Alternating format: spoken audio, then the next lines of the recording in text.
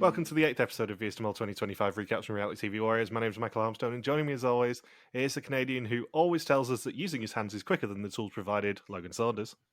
Good afternoon. And the bingo bear himself, the guy who has a habit of screaming whenever he sees a footlong snake, David Bindley. Good morning. And the best thing about that is that Bindles just gave me permission, without knowing what his intro was going to be, to do a Matt Barr joke. Good weeks? Yeah, it wasn't been too bad. I had my first day off from work yesterday for the first time since January 16th, I think. Oh. And how did you spend it? Sleeping. Sleeping and watching the first season of Australian Survivor. It was pretty much what it was. I would just fall asleep for a couple hours, be like, yeah, time to watch an episode. Fall asleep for 8 hours. All right, I'll watch a few more episodes. That's pretty much all it was. Oh, man. This shows the difference between us. You've been doing that, and I've been rewatching Daredevil in preparation for Daredevil Born Again beginning next week.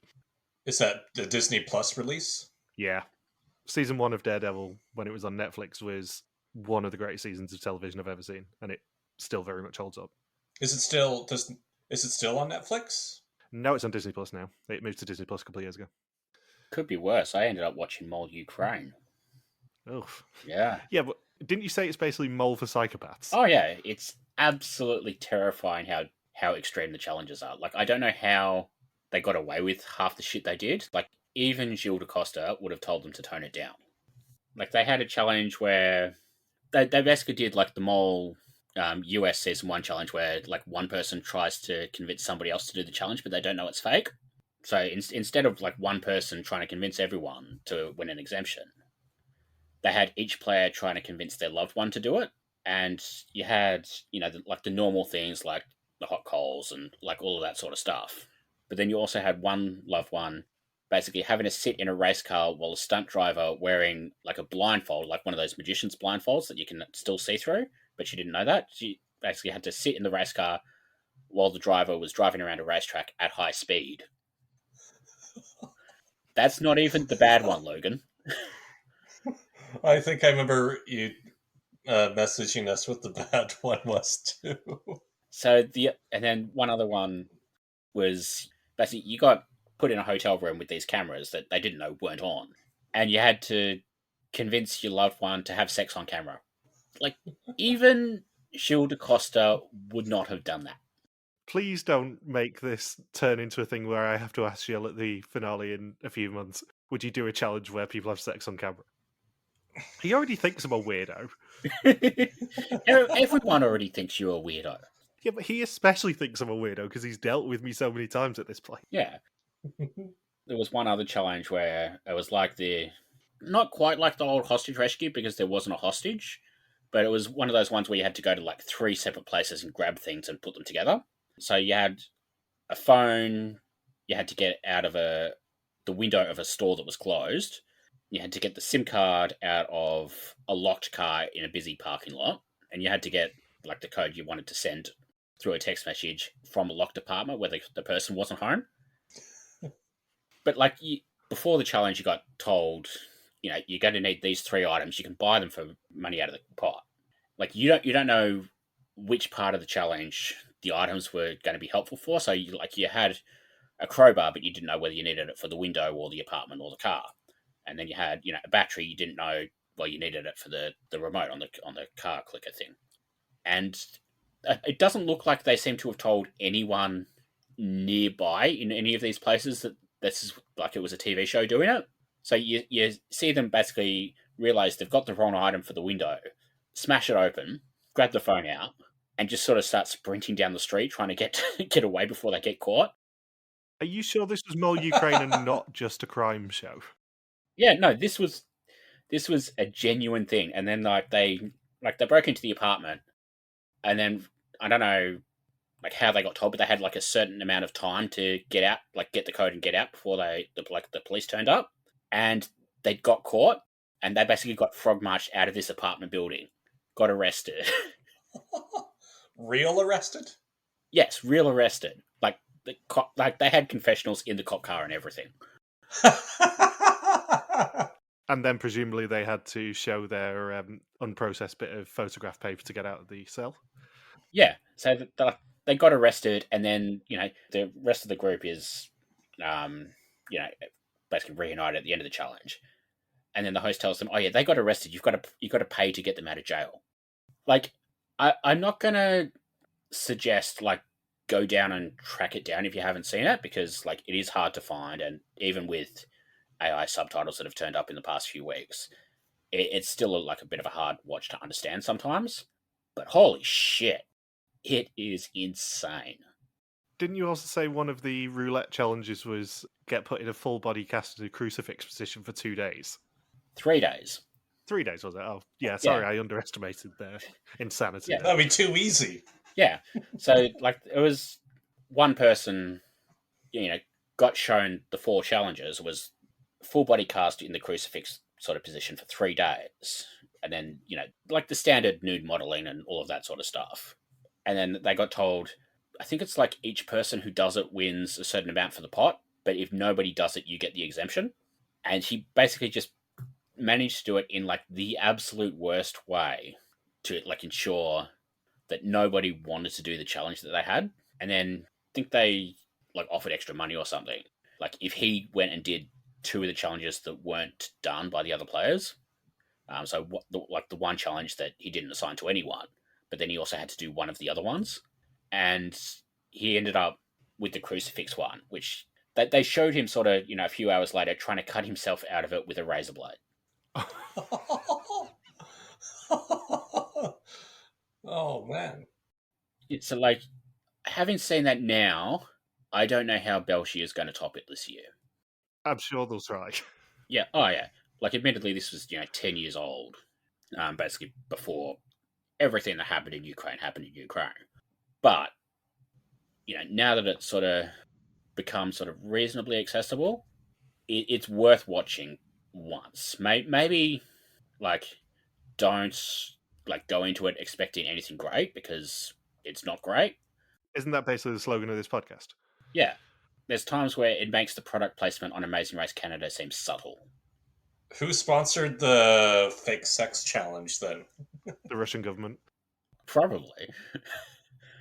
But yeah, every episode, even though they were mostly based in one city, every episode you sort of get a shot of them driving to a petrol station in the middle of nowhere and just stopping for lunch. This is a very, very long-winded way of saying, guess what our historians is going to be this year, guys? Yeah. But did they do any brain teasers on a single white sheet of paper as a challenge? No, they did not. Or pour orange juice into empty glasses? No. And as I mentioned in the popcorn bucket discussion last week, I went around to one of my friends on Saturday, and there was another guy there who I like to talk about a particular show with, by the name of the Traitors. He'd just caught up on Traitors US, and we were having a very long discussion about the latest episode, which, can I still point out, haven't seen but knew what happened. So, Fuzzy, that counts as Traitors Talk. You should have trusted me. Trust somebody. And the other major bit of reality TV themed news this week is the fact that Survivor 50 is going to be, and I quote, in the hands of the fans. Oh, God. What could possibly go wrong?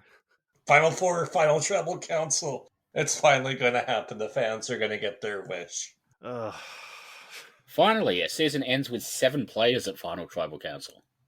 That's classic Australia, isn't it? Hmm. Yeah, apparently none of the players are going to know what the decisions of the public actually were until they get to the beach. So they won't know whether they get Flint, they won't know what their tribe colours are till they get there. All that sort of nonsense.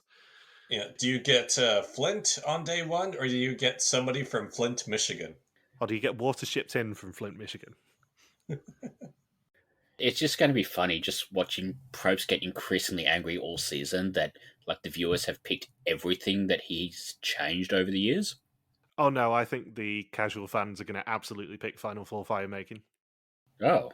Because half of the people who still watch Survivor at this point came to it during COVID when it was all on Netflix and it was like Cagayan and all the big move seasons. So they've basically been brought up on watching Survivor, where there's always been fire making, there's always been pointless journeys, there's always been 3 tribes going into the merge and murgatory and all that bullshit.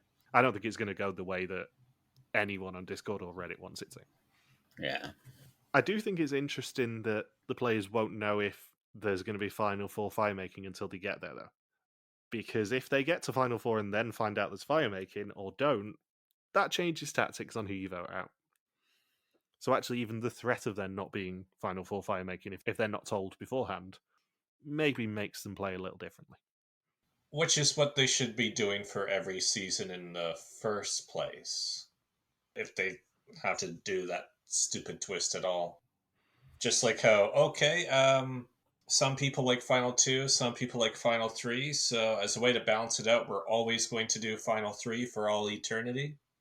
Instead of just, why not just rotate it, a couple seasons of Final 2, or alternate, just so players are always kept on their toes and need contingency plans for how it's going to end up. But they never will, because they're set in their ways. Yeah, that would require them to plan ahead.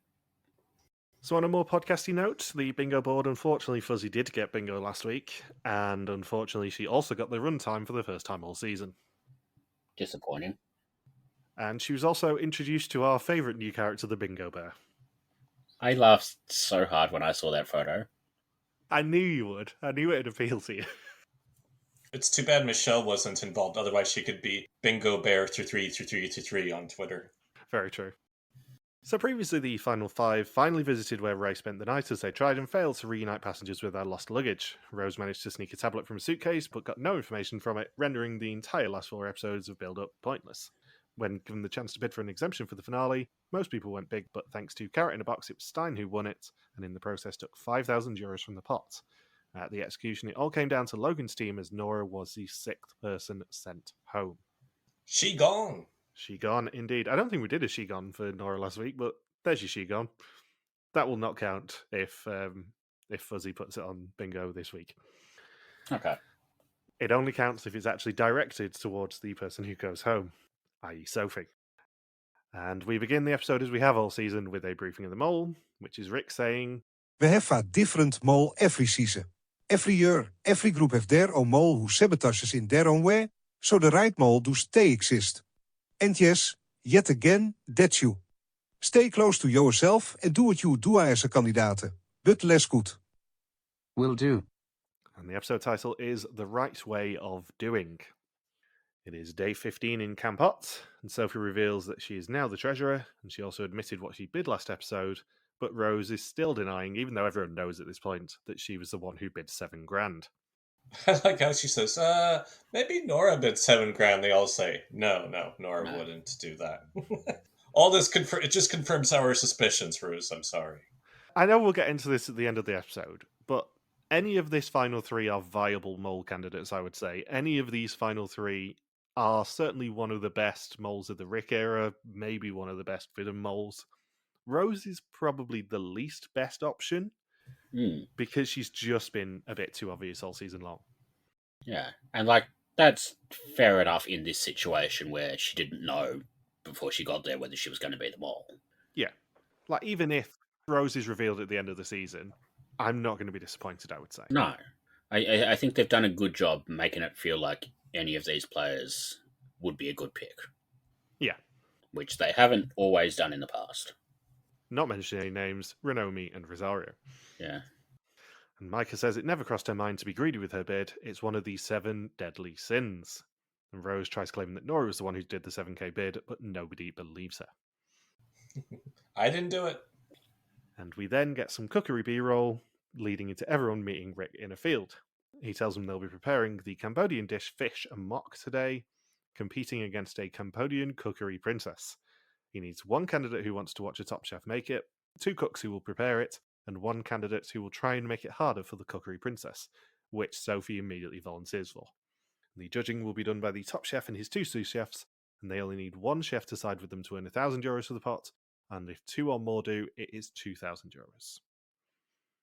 Where would you want to be in this challenge? I think probably the best place to be is either watching the chef or cooking it yourself. Probably cooking it yourself. Mm. Because all it takes is one mess up. And presumably the mole knew what they were going to be making and what the best sabotages would be here. If they were Yeah. in that Rose and Maaike position, that is absolutely the place I'd probably want to be. Because you can mistake lemongrass for something else, like one of them did, and stuff like that. And knock over coconut milk. Yeah, that was a bit unsubtle, but if you're just swapping out ingredients, and presumably they didn't use all the ingredients, if you're just swapping out ingredients, then yeah, that's probably the way to do it, I would say. Yeah, I was thinking too, even as the challenge was starting, the only way to earn money is if you can cook that fish amok well. Otherwise, you're going to earn nothing at all. So it's no surprise that the person we all suspect to be the mole was in that pairing. Because it's so easy to just say, oh, we didn't quite hear your instructions clearly when you were watching the chef, or for instance with Sophie, even if she completes all of the many tasks to disrupt the chef princess, if the pairing still really, really sucks at cooking fish amok, it's completely irrelevant what Sophie does. I think it was also interesting that Stein specifically pointed out they couldn't chat back to him. Because it's much easier if the cooks can speak to him and go, did you say this? But also, it maybe feeds into something I said last week, which is, did the mole actually do much this week, knowing that the pot was so low? Yeah, I wrote that in my notes too, saying, well, we were wrong about that because very, very little money was earned this episode. Yeah. I would guess that the major change that was made here is adding in the if one chef sides with you rule. Because Vidum classically would have probably done something like you can claim €1,000 if you just want to go for one chef, or you can gamble that to try and get $2,000 if all three of them side with you, or if a majority do. I think that rule probably changed rather than the mole's behaviour. Just to throw them a fishbone? Yeah, just to give them any sort of a chance here. Which, I mean, they put our main suspect in the role that probably is easiest to sabotage in. Just even when they showed the final pictures of the food that was prepared, as soon as they showed the images, I'm thinking, one looks much better than the other. I have a feeling this is going to be a shutout by the jury. It had a fly land on it. Yeah, I know, multiple flies. I'm thinking, the flies have germinated on their fish amok even before it reaches the chef's lips. Yeah. That's not a good sign. Yeah, they're going to end up with fish and maggot. Do you guys want to take a wild guess of which element of this challenge I love the most, though? Sophie blindfolding the chef princess. I'm going to go with Sophie just heaping that spoon with like the licorice salt powder. Both wonderful choices. The correct answer, though, was the thumbprint aprons. They should sell those. Because I absolutely would get one. I think they were the same aprons they used in China at the food cart challenge. Yeah, I probably sang their praises in the food cart challenge as well. I love those thumbprint aprons. They're so cool. Although I think maybe not. They might have been different aprons because the colour scheme and stuff they've used on the aprons this time is the new colour scheme. It's the Oman onwards theme style. At least they weren't like the little tiny aprons they used in Mexico last year. No. Or the Dominican Republic ones, which I know I sang the praises of because they were so cool. So Sophie's first mini challenge to sabotage the cookery princess is to correctly match fruit names with the fruits. If she's correct, she can take one herb away from the kitchen princess, and unfortunately, she gets two of them wrong. And then Maaike, as we said, does accidentally, in inverted commas, knock the coconut milk over. Would you have done alright with the fruit matching? I probably would have done reasonably similar to Sophie. Like, a lot of those fruits, even though they're sort of unusual fruits, a lot of those are the sort of things our supermarkets have in like the Asian food section. So like I would have walked past them and sort of known that one's a dragon fruit, that one's a rambutan, all of that sort of stuff. I don't know whether I would have got all five. What about you, Saunders? I think I would have gotten at least 3 for sure. So basically what you're both saying is you know better than Sophie. Well, I mean, I did spend 5 months living in Thailand before. Yeah. True. And also, I didn't get eliminated this week, so... Very true. And the second mini challenge is another fun one. Sophie is presented with a bowl full of chili peppers and has to eat one within a minute. And if she succeeds and shows an empty mouth, then she can take the knife away for 5 minutes. And she's immune from the next tribal council. Oh yeah, it's the immunity idol in the form of a knife. Mainly because nobody's going to try and vote you out when you're wielding a cleaver at them. Yeah, I wonder if they just specify in the rules you can take the cleaver away, but you can't use the cleaver on the chef princess. Sophie, what do you do when you can't do that? Oh no, stop, Sophie. She wanted to run amok instead of doing fish amok. Yeah. I wonder if she would have been allowed to basically take the chili, go and dump it in the coconut milk before she ate it to try and head off some of the heat. Yeah, that might not have been a bad shout, actually.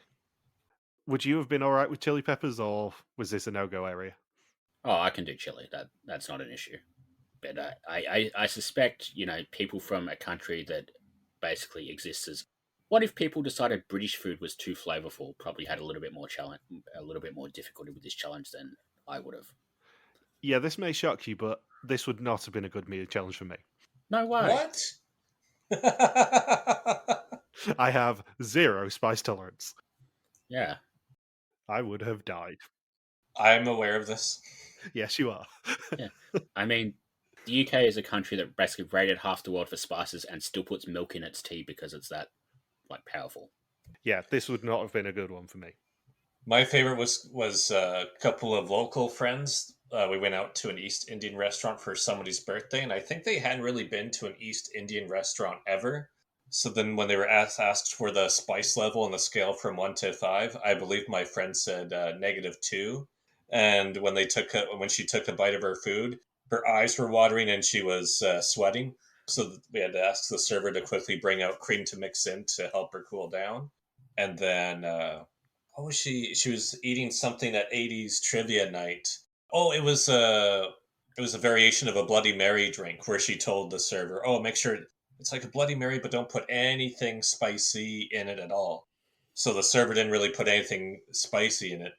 And whatever minimal spice was in there just made her eyes completely water again. Bloody Mary's just vodka and tomato juice, isn't it? But usually, like in Canada, it's usually you have like a peppercini or some sort of pepper mixed in with a Caesar drink. Yeah, tomatoes haven't reached Canada yet, Michael. Ah, yeah, good point. They're a new world food, aren't they? I forgot about that. But usually it's because our version is called a Caesar, which is tomato mixed in with like some sort of hot spice in the drink. So the third mini challenge is to identify which bowl of peppercorns, by the look of things, doesn't belong. And she's correct and gets to put a spoon of licorice salt in the princess's mortar. She was so horrified. Yeah, seemingly has no effect whatsoever on the end product. That would have been the one that I think probably would have made the most difference, and yet she still absolutely destroys them. Yeah, like if Rose and Maaike were anywhere close to being comparable to this dish, I think they probably would have won as soon as that got put in. Yeah. But because they were that bad at it, they couldn't even be salvaged by a big heaping teaspoon of really disgusting salt. And the final mini challenge requires Sophie to identify 3 of 5 ingredients in a Cambodian delicacy that we don't even find out what it is. And as a result of getting 3 correct, she has to blindfold the Cambodian princess. Just the reveal on this was hilarious. Yeah. The problem is I think it came a bit too late in the whole process. If you'd made her do that as the first one and then she wasn't allowed to see what she was doing with the knife for it, that would have made it a bit more interesting. Yeah. Just blindfolded while using the cleaver. Yeah. Well, the only thing that really had an impact on here was putting it into the steamer and taking it out, because she was basically done by that. Well, exactly, yeah. It was basically the presentation which she was affecting, which, they'd already done much worse on anyway. Yeah. Oh, I forgot my favourite part of the licorice powder thing. Sophie's confessional afterwards where she's like, yeah, I wouldn't like that either, but we have to move on, people. Sophie was great in this episode, even not knowing, as I didn't at the time, that she was going to be going home. She was great in this episode, just having fun. Oh, they all were. Yeah. Unlike the past couple of episodes, it's actually felt like they were enjoying each other's company and they were enjoying doing the show again. The past couple of episodes, they really weren't. Yeah. It was just a bit miserable. Hmm. And it does help that all three of these challenges are very fun in their own ways. Yeah. Like, maybe the salt one is a little bit weaker, but it's still solidly very good. It is, but also it has the you dummies twist at the end, which makes it all worth it. And it's kind of a throwback to Dominican Republic again with their salt flat challenge. Hmm. So the fish amok are then served, and unsurprisingly, all three chefs side with the Cambodian cookery princess, meaning no euros of 2,000 for the challenge. Oh, Rick just dragging this out. he's such a bastard this week. Yeah, the best thing is he just completely lets us know that they've lost by saying, "Oh yeah, the presentation was immediately better." It's like, well, we saw both of them. There's no chance the team have won there. Guys, you guys did such a terrible job. The chefs didn't even put the fish amok into their mouths, and they already declared that you lost. He's standing there and he's mocking them, and that's rude. Okay, Margie. So in the evening, they move locations. It is dark and stormy, and Stein sees a snake on the way. They are not told where they're going, and everyone is on edge. And Maaike thinks that it's something Shining themed, and it turns out she is right. It's interesting that all three challenges in this episode, Maaike is the one who sort of realizes what it is before they get it. Because, like, she's the one who mentions Fishermark. She's the one who mentions The Shining. She's the one who's like, oh yeah, we're going to have to carry heavy shit. Like, especially considering there was that thing a couple of weeks ago in one of the Rick briefings about how don't let people know that you know more than you know. Like, especially because of that briefing, it's sort of interesting that we get 3 times this week her being able to predict what the challenge is. The right way of knowing. Yeah. As I think it probably was at the time. She either is the mole or she's got a degree of genre savvy that no one else is privy to. And they're the only 2 options, I think, at this point. We get a welcome video of the Boca Hotel, and it's already creepy even in the daylight. And they are greeted with their individually assigned room keys and their names on the TV. The TV then suddenly turns on to show them the scariest thing in all of Vidum, the face of Rick. He says that he has not paid the 800,000 Cambodian riel for their rooms yet. The chambermaids did not like that very much and are now on the hunt for the candidates. Luckily, the ghosts of some of the other guests have left money behind, and that can be used to settle their bills. The guest ghosts lurk the corridors and they will offer hints. If the chambermaids spot them, their rooms will become more expensive, and each room that they earn enough to pay for is worth 750 euros to the pot, for a total of 3,000. Out of interest, did you have a look at how much 800,000 Cambodian riel was? I did not, but I suspect it's going to be very, very low if you're bringing it up. It is indeed. It is 190 euros, roughly. Oh, that's not too bad. Yeah. So that's how much it cost them, or would have cost them, for 4 rooms. I'm surprised the third challenge wasn't a hostage rescue challenge to rescue Rick. Yeah, it does beg the question, why did Rick go there first and not pay for the rooms himself? That's just a cheap move, Rick. And then he would say, "Oh, by the way, it's an additional 800,000 riel because I completely trashed the room." You know the rules. All work and no play makes Rick a dull host.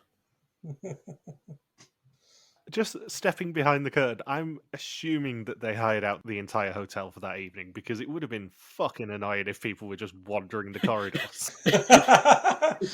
Just imagine you booked a room on the 3rd floor or whatever, and just like the lights were flickering all night, and you had people running around there, and then you just sort of hear through the door, "I see you." Will you keep it down? Some of us have to get up early in the morning for a tour. God damn it! You're just drifting off to sleep, and you just hear, "I see you." You'd shit yourself. I mean, this is, I think, potentially the most fun challenge that Vidum has done in years. It is terrifying. Oh yeah, like this is probably in my top 5 Vidum challenges ever. This was amazing. Usually when we see these things in a preview, we go, yeah, it's not going to be as good as it looks. They're just showing us the highlights. This was better than it looks in the preview. Yeah, because like all we got really from the preview was Rose in the shower. Which we didn't see in this episode. We saw a glimpse of her in the shower, but it wasn't the same shot. Yeah, but like we got so many other funny shots in this episode in this challenge. I don't know how they managed to pull off something this good this late into the show's run. No. I can only think that maybe the Belkier influence really came in, and maybe the new showrunner asked Gilles if he had any ideas. I'm wondering whether this was actually a Belkier idea. All right, so you're going to get this abandoned hotel. Make sure there are no people around except a chambermaid costume with a weird mask and screaming, "I see you," every 2 seconds. This sort of nonsense has Belkier written all over it. I really wouldn't be surprised if Gilles at least had a sit down with him and went, "What are you thinking of? How can we make this more fun?" Especially considering the movie theme for Arizona, this would have fit in perfectly there. Yeah, this does feel like the sort of challenge that maybe they thought of for Arizona, but they just couldn't make work, so they had it in the bank. Yeah, well, I suspect that might have been because Arizona is maybe not a little bit, it's not quite cold and foreboding enough for something like this. Well, they did go in November, so it would have been pretty cold. It just would have been a lot more expensive to hire out the entire hotel, I suspect. Yeah, Sedona hotel rooms are not cheap. Yeah. I was lucky or unlucky enough to stay the one night in Arizona. Well, the one night I stayed in Arizona that wasn't the Grand Canyon. We stayed at a casino hotel, and that wasn't particularly cheap, I don't think. I don't know how much the Grand Canyon Lodge was, but it was really nice. It was right on the South Rim. When you film in a place like Cambodia, you can, especially with a smaller budget, you can just rent out an entire hotel for the night to do whatever challenge you want to do, such as this one. That's the one. That's the one thing that really plays to their advantage this season is they're able to do, for instance, the Central Market, just use it as their own playground for a challenge, or the abandoned airport. They're trying to utilize all of these locations as much as they can, just given the how much more affordable it is to do these types of tasks in Cambodia compared to, say, even Japan or whatever random country they choose to film a season in Europe. Yeah, like most seasons, they tend to really like abandoned buildings and stuff they can get cheap. Like even in Oregon, you get the paper mill and all of those sort of places. This season, I don't think we've had anywhere that's really been abandoned aside from the airport. No, there's been no random factories or anything. Yeah, and like even the airport, you'd be like, if that's the sort of place that's available to you, of course you're going to do a challenge there. Like that's not something you can really pass up. It's the same sort of thing where like, yes, they did 2 challenges at Angkor Wat, and maybe you really only need one of them, but it's Angkor Wat. What are you going to do? Yeah, you can't really not do the equivalent of an episode around Angkor Wat if you're filming in Cambodia, I don't think. So that is the attraction in Cambodia. Yeah, as Rick said at the time, at the start of that first challenge where they were looking for the photographer, it's on everything in Cambodia. It's on the flag, Yeah. it's on the football strip. You cannot get away from Angkor Wat in Cambodia. And I think the contestants probably would have been a bit pissed off if they hadn't done anything at Angkor. I was just thinking too, I remember when I was in Cambodia that I think they said something absurd, like 95 or 96% of the tourists who go to Cambodia when it's their first time there, they go to Angkor Wat. Absolutely. Hmm. I don't know whether I've ever told you, but when I did the first Asia cruise and we went to Ayutthaya and all that, there was an optional excursion for like £1,000 where you fly from Bangkok to Siem Reap, go to Angkor Wat, and spend a couple of days there, and then join the ship at the next port. Yeah. Oh, really? Yeah, even though we didn't actually go to Cambodia on that cruise, we had the option to if we wanted to, for a pretty hefty fee. As I said to my brother at the time, if you're going to do that, you just, do it at the end of the holiday. You're going to Singapore anyway. You just fly from Singapore to Siem Reap on the way home. Yeah, it wouldn't be that expensive. No, it was typical cruise price gouging, but there was the option there if we wanted to, but we obviously didn't do it. We went to Ayutthaya instead, and it was awesome. So every time the chambermaids see them, their room fee themselves increases by 40,000 real. And we do also have the accompanying, I see you. And Stein immediately opens his door and gets terrified by a chambermaid. I wish Jeff Probst was here because then he could have a big spiel of, okay, when you guys talk about this challenge, do you spell ICU ISEEYOU, or do you just type I, the letter C, and the letter U? Young people. I thought you were going to say that Probst would have been there just going, chambermaids making a big move! Dig, chambermaid, dig! Get in that bathtub, Rose. Literally carrying your hotel room on your back. Maaike, hiding in the closet. It's not going to work. The chambermaid is around the corner. And my commentary is definitely not helping the chambermaids help locate the contestants at all. Once again, Immunity back in the closet. Oh, God. We could genuinely do another 10 minutes of these. The mole is sabotaging in room 305 while the other contestants figure it out. Well, they'll bring in Nora and Samuel Haggins from Redemption Anchor to figure out who will be re-entering the game. From Redemple Temple. Redemple Anchor Temple. So Sophie tries to pass on the first clue that she hears, but for some reason the walkie-talkies are messing up.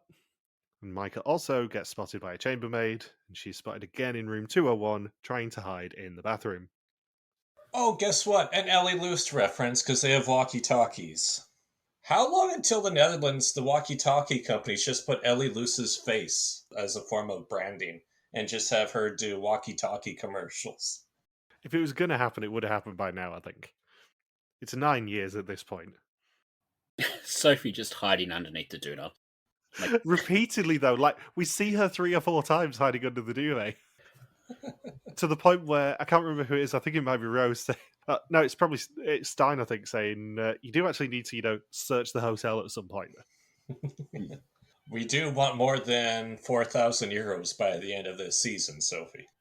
I think my favourite shot in this entire challenge is that one where, Maaike's hiding around the corner and you see, the split screen where Maaike's on one side of the wall and then the guard's coming towards her on the other side and just sort of turns around and sees her.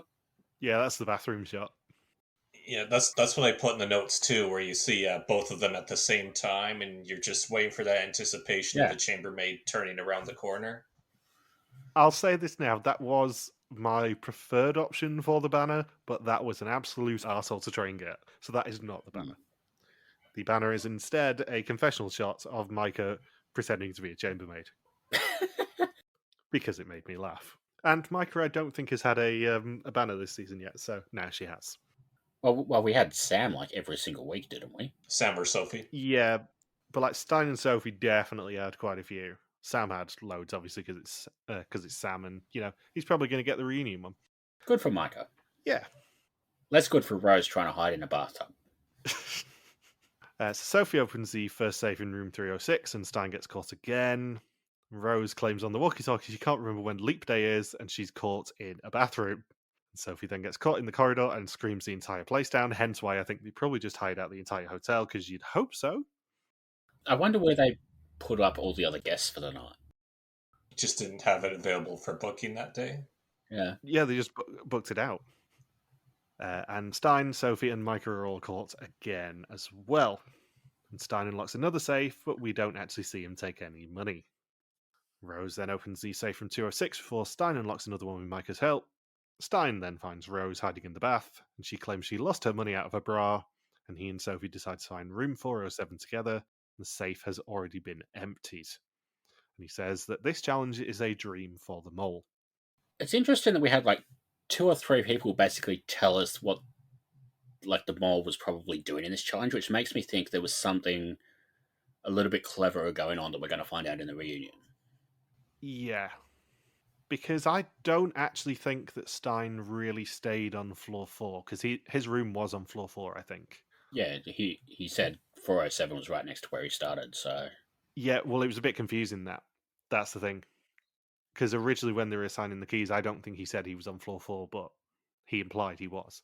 If he was, then he didn't stay on floor 4 for very long, I don't think, which makes me think that maybe the mole knew where Stein was, thought that's a big money one. I'm going to sneak up and get it now. Yeah. So yeah, that'll be an interesting one, I think, when we do see the mole sabotages in a couple of weeks. Do you think it would have been allowed to basically just let the creepy doll chambermaid see you once and then just stay in their line of eyesight so they can't really say I see you again? Just follow around. I see you. Damn it. I can't get away. I presume one of the off-screen rules was that you get a 10-second cooldown, you got to run out of the line of sight or something. Ah, that's fair enough. There'll have been some off-air rule, because otherwise people would have game theoried it. The interesting thing for the mole, I think, potentially, is their best tactic is not to keep getting caught. I think their best tactic is probably to make as much noise as possible on the walkie-talkies to attract the attention to everyone else. Yeah. And it's kind of like the bidding for the exemption thing last week, in that I know Maaike and Stein both got caught 5 times here, so this is just a theory thing. But I think it's a much better tactic for the mole to try and cause everyone else to get caught than themselves, because they know that it's going to get exposed at the end of the challenge who got caught how many times. Yeah. It's a risky mole tactic to try and get caught so much and then raise the price of your room rather than trying to raise the price of everyone else's. Especially when we're working on the assumption that they don't necessarily want them to earn 0 this week, they want them to earn minimal amounts. So at midnight, they then head to reception to find out how many times they all got caught and how much their rooms are worth. Stein was spotted 5 times, Sophie was spotted twice, Rose 3 times, and Maaike 5. They decide to buy Sophie and Rose's rooms for a total of €1,500 of 3,000 for the challenge. They didn't do too badly considering how bad they were at the challenge. No, they got quite lucky that there were still 2 fairly cheap rooms. Yeah.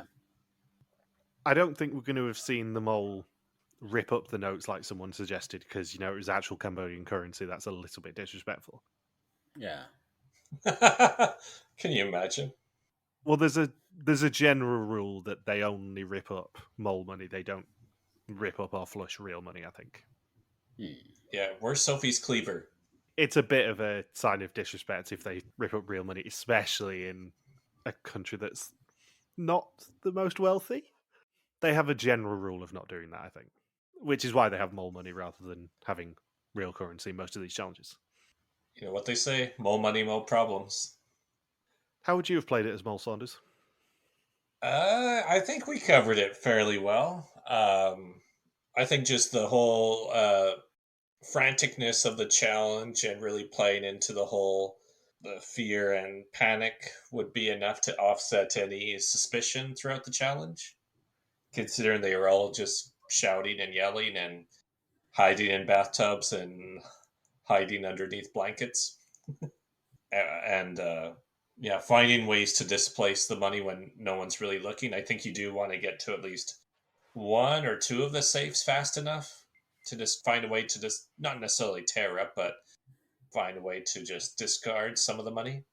Yeah, I think it's likely the mole hid some money or found a way to discard it. I don't think they will have destroyed it because it's a little bit more disrespectful than they normally try to. It's not a good look. Yeah. Because you don't want that as part of your sabotages at the end going, oh, look, I ripped up all of this Cambodian money. And it's like, well, yeah, you could have given it to someone else. And also because the first challenge was already a failure. They know what challenge is coming next. So maybe just doing enough to reduce what's brought in by about €750 is a sufficient sabotage. Yeah. So they wake up on day 16, and Maaike's had a bad night thanks to the flashing smoke alarm above her head and the storm outside. They are driven away from the creepy hotel and towards a location that looks like rice paddies, but it's not. And it's time for another salt flat challenge. I just like the idea of Stein and Maaike waking up in bed together and laughing over the ridiculousness of Logan never picking them for Who's Fucking Comma Saunders. Yeah. Yeah, maybe we should have brought that back this week before Saunders had actually seen the episode. And in the most brave moments of the episode, I would say, Rick is the only person wearing shoes in this challenge, and he's wearing bright white trainers. There's a hose out back. I wonder whether maybe they weren't allowed to wear shoes, like by the people who own the rice farm or something. Yeah, I presume they weren't allowed to wear shoes and because Rick was only staying to the edges he could. But Yeah. of all the colours of shoes that you pick for a challenge like this, if you know it's coming as host, you probably don't bring your bright white trainers out that day. No.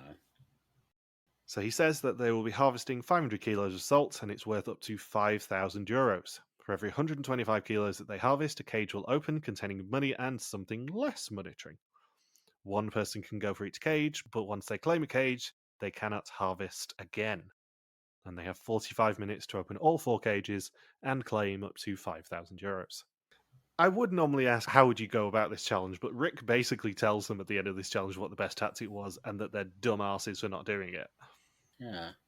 I did notice one other thing in this challenge that might have been a sabotage. What's that? So they had the yolks with the 2 baskets on each side, and then the baskets were open at one end. Yeah.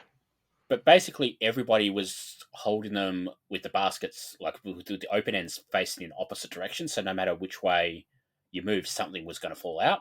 Like if you do what Stein was doing basically at the start of the challenge and turn one of them sort of around 180 degrees, they're both facing the same direction. You can sort of tilt it back a little bit, and then you pretty much just got to avoid leaning forward. Where, like, if you've got one facing each direction, you've basically got to hold them flat the entire way. I thought it was sort of interesting that nobody was doing that, which seems like a kind of obvious thing.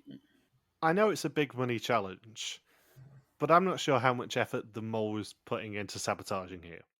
I think this was more of the team are a bit too selfish and sabotaged themselves out of $5,000 here than anything else, or $3,000 as it was in the end. But it's funny that Stein has the exemption to go through to the finale. Why not let him get some money for the group? He's the one person who doesn't have an incentive to go for an envelope. I think it was because he was the strongest of the 4 of them. Yeah, he was basically the only person who could have gotten close to doing that last 125 kilos on his arm. Yeah. But I guess the counterpoint to that is if everyone else picks envelopes anyway, they're going to get €0. At least they'll get something if they at least let them get to just one of the cages. I think it probably would have been a different story if they'd realised the trick to this challenge is there's no requirement for them to go to the cage immediately. The temptation will always be there, but if they'd realised that you don't need to run for the cage immediately, they could have done it all as a team and sent Stein to the $2,000 cage and then just let the rest of them duke it out with the question mark envelopes. Yeah, that would be the other. Yeah, that was clearly what the ideal strategy, as opposed to just, let's just throw one person to the cage right now. Yeah, and just have Rose sort of humble brag at the top of her voice about how she's the most trusted person. If Rose isn't the mole, she is so unself-aware. Can you imagine how bad Sam would have been at this challenge? Oh, exactly. This is what I mean. We have such missed opportunities of Sam not being able to do some of these challenges. Like, he would have been brilliant in the Shining challenge as well, just causing trouble. He would have put on one of the chambermaid costumes and scared the other contestants into thinking they lost money when it was really just him dressed up as a chambermaid. Imagine Sam doing all the sabotaging in the Fisher Mock challenge. Like, he would have had so much fun just getting the biggest spoon he possibly could to annoy her with. Such missed opportunities. Sam just eating her chili like it's nothing. Yeah, my dad made me do worse. It is good for you. Sophie quickly realises that moving the salt with your hands is much faster than using the rakes provided, and they can transport the salt using baskets on a yoke themselves. Rose volunteers herself to go to the first cage despite the fact that no one trusts her, and Maaike and Sophie slip down a bank and lose most of their salt. Stein and Rose's first batch appears to be 80 kilos, and with Maaike and Sophie's one, they are just short of the first cage. They get what they believe is 150 kilos, and Rose goes to the first cage, but it doesn't open. And that's because they were reading pounds rather than kilos, and they've actually only got about 70 kilos. They then manage to get the cage open, and Rose heads over, and she's given the choice of either €500 or a question mark envelope. She opens the envelope and claims that she didn't know what she was picking. Trustworthy. The second cage is then opened, and Sophie senses Maaike and Stein are their strength, and she looks at what's in the other cages and chooses the envelope instead of the €1,000. And she doesn't like what she reads. They then open the third cage, and Maaike goes, and she chooses the envelope of €1,500 and isn't even subtle about her intentions with Stein there. And the time ends with Stein not having finished the fourth scale for a total of €0 of €5,000 for the challenge. 1,500 of 10,000 euros for the episode, and 5,255 euros of 42,350 for the season so far. It's kind of hard to feel bad for the pot being this low when they have free money in this challenge and nobody is taking it. Yeah, this week was entirely their own fault. Yeah. Like, they're going to earn probably about 3,000 euros next week, and they will be thankful for it. If Maaike's the mole, they just handed her such an easy out to go for the envelope in this challenge without sticking out like a sore thumb. Exactly. Whereas just the other two picked envelopes, so it's really easy for me to justify picking an envelope too. It is interesting that basically the boot order has screwed them out of a lot of money here, because I think if you still have Nora in, as much as none of us wanted that, she would be more of a team player personality than everyone playing for themselves as they were this week. Yeah. I think if you have Nora in, she's a team player. If you have Ray in, they get all 500 kilos. I think they basically have almost the worst possible combination of people left for this challenge. Out of all 10? Yeah, the only way I think it probably could have been worse is if Sam was there, because he would have absolutely gone for whatever advantage there possibly was.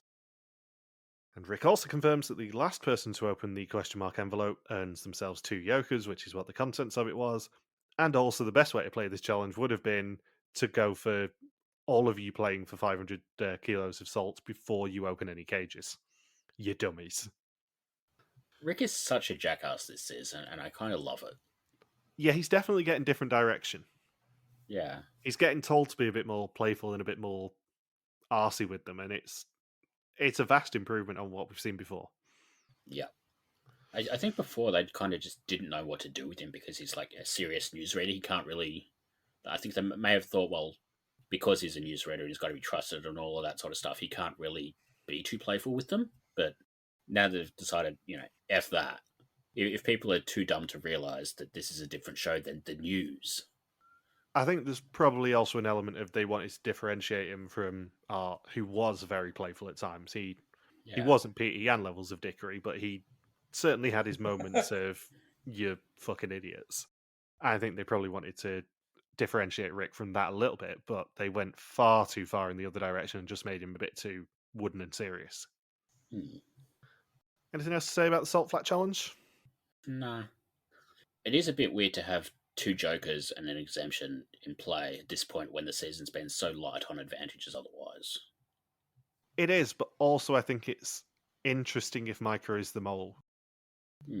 Because from a production standpoint, you probably don't want to give anyone who isn't the mole the advantage of 2 jokers here. Yeah. So if Maaike is the mole, she was probably told by production, yeah, you need to pick the question mark envelope, and you need to make sure you're the last person to pick a question mark envelope, because we want to tempt them to keep them away from the money, but we don't actually want to advantage any of them. I wonder if Stein had ended up with the jokers, if he would have had to give them to somebody else, or whether they just would have been like out of play or something. I presume he would have got the option. Because jokers have never been just for that one person, have they? They've always been a transferable currency. Except for that one earlier in the season. Yeah. That, they focused on for half the season. Yeah, unless it's specifically named like it was at the start of the season. They've always been a transferable currency. Yeah. So I presume he would have just had the option at least to use them or to transfer them, or, have a bit of fun with them and taunt the girls with it. So it's now time for the test. 20 questions about the identity and actions of the mole. Whoever knows least goes home except for the mole who can never go home. Stein has the exemption for the finale, and Maaike has 2 jokers. Sophie says she didn't keep an eye on her mole, but they were badly accessible on the walkie-talkie. She was found in a bath, and she said she had no money for the longest time. She hoped that Maaike would go for the money, but the fact that she didn't could be good cover as a mole. Rose thinks that Stein's the mole because he let things go to hell. She could be completely wrong, and it could still be Maaike, but she would be the best mole ever if it is. Maaike plays her 2 jokers and had a last-minute thought to include Stein, who would be the best mole ever, but she's not spreading anymore. She has 1 goal, 1 mole, and that is Rose. The jokers have to be used now. She can make 2 mistakes already and be ahead of the rest. And Stein plays his white exemption and is disappointed not to see the questions on the test. You'll see them next week, Stein. They'll be back. You can probably guess what half of them are anyway. Yeah. Rick welcomes them to the final execution of the season. Who will be the last person to leave? Stein is already a finalist thanks to his exemption, but which of the three of them will be joining him? Sophie is the first name to be typed in, and it is an instant red, and she's sent home. The rare insta-red. Yeah. Luckily, Rick doesn't have a cleaver.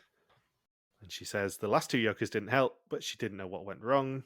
She absolutely could have been wrong in the end, and she loved every minute of it. It was so special, and she's proud of herself for making it this far. And despite Rick's badgering, she still has no idea how the mole was chosen. It was picked out of a hat. It's just random draw. Yeah, random. They're gonna show a clip in the reunion show. Random.org. All right, so let's see. Rich is number 1. Mike is number 2. Sophie 3. Okay, we've got all 10. And go. Can you imagine if the big reveal in the reunion is going to be, yeah, we went to random.org? I did love Sophie saying the Joker's probably killed her, and Rick just being like, no, you wrong. You wrong. That's why you gone. And then there's a hashtag on the bottom of the screen. Hashtag you wrong, you gone. So next time, the floor is immediately lava. Stein is clumsy. They go fishing before the finale and seemingly head back to Phnom Penh for the reveal. If Jill DaCosta was there, I'm sure there'd be gasoline and lighter fluid for the Florida's Lava Challenge. Just to make things a bit more interesting, ladies and gentlemen. Well, if they are adapting from Belkia, it's very brave of them to do Flores Lava again with 2 women over the age of 40 in these final 3, because that's how Naila knackered herself, was doing Flores Lava. Yeah. And this time they're doing it in a crowded market where there's things to fall on. Yeah. Like, we genuinely could see a medevac at the finale here. Shall we eulogize Sophie? I think she's probably earned it. She was a very entertaining character from start to finish. She was. Yeah. A lot of funny facial expressions. Channeled her inner Brick Tamlin with wanting somebody to lamp. And it was part of a lot of key storylines this season. Yeah. It's interesting that basically all season, up until a couple of weeks ago, it felt like we were building up to a Sam versus Sophie finale. And now we've got this. Yeah. It's very interesting because she was, for the first half of the season, a massive foil to Sam. And then he just goes. And then a couple of weeks later, she just goes. Yeah. It's just a very odd way to tell the story. I'm not objecting to it. I think it's interesting that they're sort of giving some of these characters who don't last the whole season a little bit more airtime than they have the last few years. Yeah, it's interesting because I said this on Discord when I watched the episode yesterday. I genuinely could get them all wrong at the end of this season for the first time in a long while on Vidum. I mean, properly wrong, like not Averon or your own wrong, but like I could go wrong like I do with Belkia a lot of the time. And it's actually fun.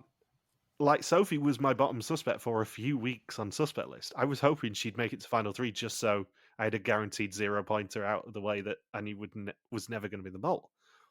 Yeah. But it's really interesting to actually be wrong-footed by the edit for the first time in a long while on Vidum. It's nice that the show is fun again. Like, the last few seasons, like I think the last 2 seasons, they sort of felt like they were treading water a little bit, and then we had a couple of seasons that just kind of weren't great before that. Yeah. But like even this season, even when they do bad stuff, like Carrot in a Box last week, like you can see why they've done it, and you can see why they thought it might work. Yeah, and there were elements of the Carrot in a Box challenge that were really cool, like the theming and the nuns in the circle and all that sort of stuff. Yeah. It fell flat because the challenge itself was broken. Yeah, like we were saying a few weeks ago that this looked like it might have been the best season since Georgia, but then it sort of died down a little bit, and now we were thinking, well, maybe it's about Czechia sort of level. I think this is better than Czechia. I don't know if it's not quite Georgia yet, depending on how next week goes, but I think it's closer to Georgia than it is Czechia at this point. Yeah, there wasn't a bullshit twist in the middle of this season. Yeah. There's a lot for me to like in this season. I didn't love the past 2 weeks, mainly because of the result 2 weeks ago and then the entirety of last week's episode. Hmm. But there's a lot for me to like in this season, far more than pretty much any of the other Rick era seasons. Yeah. And a lot of that does go back to Sophie being a really fun character and her and Sam just sparring at every opportunity when he was in the game. Yeah. And Sophie herself just carrying a lot of the random bullshit entertainment this season. Yeah. I think they've hit the balance right this season where they've got like a really good cast, a decent, if not perfect boot order, but decent enough that you can work around it. And you're also using the location as a character, which I feel like they tried doing a little bit in Mexico last season with the Day of the Dead stuff and like a couple of other little bits and pieces here and there. But they didn't do it in South Africa. They only really did it in the finale of Albania, and that's probably why it's the best episode of the season. Czechia, they didn't like. I don't know whether they really. I think they tried in Czechia. I don't know whether they succeeded. Yeah, Czechia, I don't think we've actually talked about this on the podcast. Czechia, it turns out a few months ago, they announced that actually they had a last minute location change. There was Yeah. a COVID spike in Czechia and they couldn't do 2 episodes in Prague like they were going to. So they had to quickly change the plans on that. Put them on a train. Yeah, so like we had a season where they sort of half-assed the theming. Then we had 2 seasons where they didn't do much. Czechia, which was hampered by production issues. Like the last season that's really done this well with a theme is Renaissance. And it was Renaissance, which Has a whole bunch of issues. yeah, has a whole bunch of issues. Also, you can't really fuck up Renaissance theming, even though they tried. But like the way they've used Cambodia this season and the way they used Oman in the streaming season, I think the show's in good hands. Yeah, it gives me a lot more confidence. Yeah, like I'm actually looking forward to next year now, which hasn't been the case the last few years. Anyway, Sophie was nice. Yeah, have you eulogized Sophie enough, Saunders? I think so, yeah. It's just funny to think about how certain I was that Sophie was going to be in the end game. Yeah. And now we've got a final 3 composed of 3 people who especially Stein. I did not think Stein was going to be final 3. And then, now we've known he's been final 3 for like 2 weeks now. Well, on that subject, I don't wish to draw attention to it too much, but I was, after Sophie went home yesterday, I've been keeping up to date the weekly suspicions in the doc that I don't share anymore, but I used to tweet out every week. And of the 13, I think it is, total suspicions that you had submitted in terms of top 3s and stuff on this podcast in the first 7 weeks, you have 3 remaining. Huh. In fact, your top 3 for weeks 1, 2, and 3 have all gone home, and your top 2 for week 4, and your top suspect for week 5. It hasn't been a good year for me. I have not picked up much of a thread. And the scary thing is he's still doing better than Michelle. Yeah. The only week you still have intact at this point before we issue week 8 suspicions is week 7, and that's only because you had a 3 in 4 chance of that happening. In fact, I think the only person who has gone home this season that you didn't suspect in a top 3 or a top 2 was Sam, apart from Toon, obviously. Well, at least it's not a shutout. It's not a shutout, but it's pretty much impossible for it to be a shutout on our weekly suspicion, Saunders. But you're trying your damnedest this season. So on the poll, for the first time in over a year, Sophie is my first person to leave my team, leaving me with just Stein and Rose to compete with Logan's stolen valor in the form of Maaike. On first suspicions, nobody had Sophie in last, and only one person, Julian, had her in 9th. 4 people, Sandra, Onbekend, Jack, and Molly, had her in first, leaving just 11 people left with their first suspicions. For the 3rd week straight, Alan is last with a score of 24, where the maximum score is 27. He's got 7, 8, and 9 remaining. Ollie rockets back into joint first, with Fuzzy and James with a score of 9. As thanks to Stein, I've dropped out, as I now have a score of 11. The Dutch suspects this week are Stein on 40% minus 26% from last week, Rose on 31% plus 17 from last week, and Maaike on 29% plus 20 from last week.